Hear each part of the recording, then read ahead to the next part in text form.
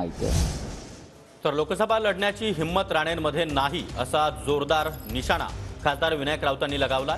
लोकसभा निवडणुकीमध्ये पराभव होईल राणेंना हे चांगलंच माहिती आहे असं देखील विनायक राऊत म्हणाले। पराभव दिसत असल्यानंच राणे पळ काढत आहेत अशी टीका देखील विनायक राऊतांनी केली आहे। कुत्रा मांजरांना मी घाबरत नाही, राणे यांनी विनायक राऊतांना त्यावर प्रत्युत्तर दिलंय।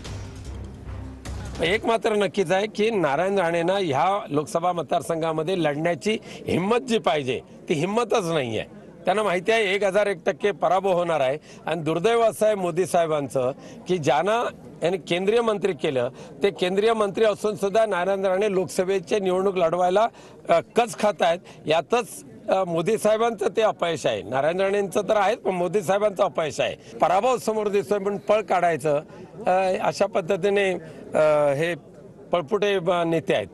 आंबोलीमध्ये विनायक राऊतांनी त्याच्यावर स्टेटमेंट दिलंय की राणे उभे राहणार नाही। त्यांनी डिक्लेअर केलं होतं की मी निवडणूक लढवणार नाही, ते निवडणुकी आधीच कस झालेले। त्याला घाबरून मला मांजरा कुत्र्यांना मी घाबरत नाही हे दे सांग त्याला।